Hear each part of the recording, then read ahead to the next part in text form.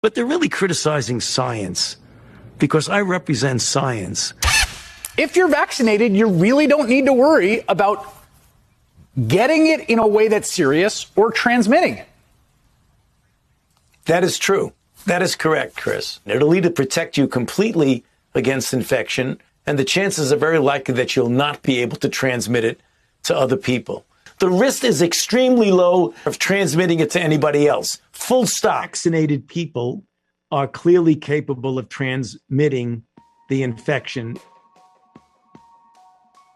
When you're in the middle of an outbreak, wearing a mask might make people feel a little bit better. If people are not wearing masks, then maybe we should be mandating it. I often myself wear 2 masks. And I'm quoting you now, at the population level, masks work at the margins, maybe 10%. To hear that they only work at the margins, maybe 10%, would make a lot of people ask, okay, then why was I wearing a mask? You're really attacking not only Dr. Anthony Fauci, you're attacking science when you say that this is going to go away tomorrow like magic, when you know that there's no chance it's going to just disappear. We hope this just goes away, burns itself out. So my question is, why weren't you straight with the American people about this to begin with? So the bottom line is, it's a guesstimate. I gave a range. It seemed in that quote to suggest that you were basing your recommendation on polling and what people could accept. Is that not what you meant? No, I mean, it's a bit of that. We're seeing all of these school closures around the country. Is that the right move for children and families? And I think what's going on right now is generally an appropriate approach. You want to start doing something to socially distance yourself. How dramatic that is, closing schools and doing other things, should be proportionate. It went too far, that particularly for kids who couldn't go to school except remotely, that it's forever damaged them. Well, I don't think it's forever irreparably damaged anyone. The U.S. Surgeon General has called it an urgent public health crisis, a devastating decline in the mental health of kids across the country. According to the CDC, the rates of suicide, self-harm, anxiety, and depression are up among adolescents. And the record will show, Neil, that we didn't recommend shutting everything down.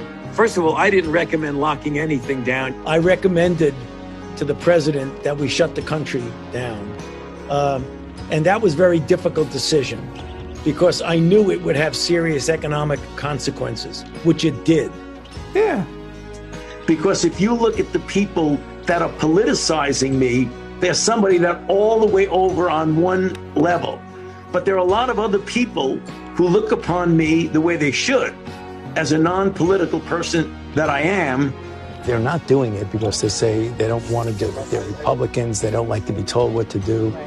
And we got to break that. But now is the time to do what you're told.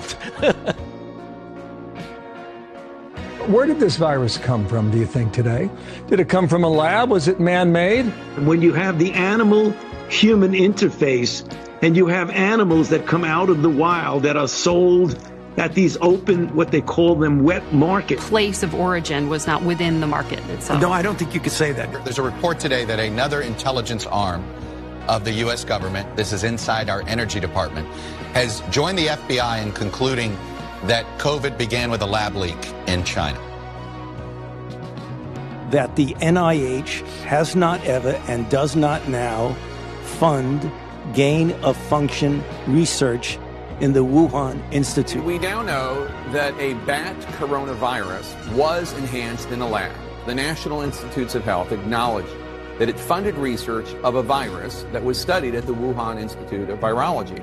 The experiment unexpectedly, we're told, made a bat coronavirus more contagious than the original naturally occurring one. Take an animal virus and you increase its transmissibility to humans. Right. You're saying that's not gain of function? Yeah, that is correct. And Senator Paul, you do not know what you are talking about, quite frankly. And I want to say that officially.